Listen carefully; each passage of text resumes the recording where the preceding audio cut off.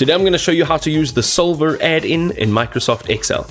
Right, so the first thing we're going to do is navigate to File on our left-hand side, go all the way down to Options and look for Add-ins, and then select Manage Excel Add-ins from the drop-down, and make sure that the Solver add-in is clicked OK. Let's go ahead and then access the Solver from the Data tab under the Analysis group. Now, these are three essential components right over here. The first one is the objective cell. So the formula cell is what you want to maximize, minimize, or set to a specific target or value. The next one is a variable cell, and this cell's solver can adjust and change to optimize your objective.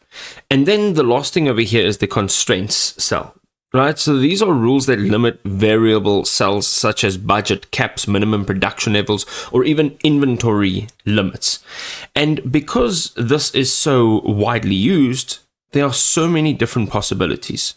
So what you need to do is open the Solver parameters dialog from Data Solver, define your objective, and then choose to maximize. Select your variable cells representing units to produce, and then add constraints for resource limits and ensure non-negative values.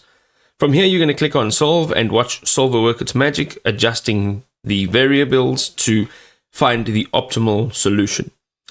The next step is to review the updated worksheet showing your best outcome, and then save your workbook to preserve both the settings as well as the results.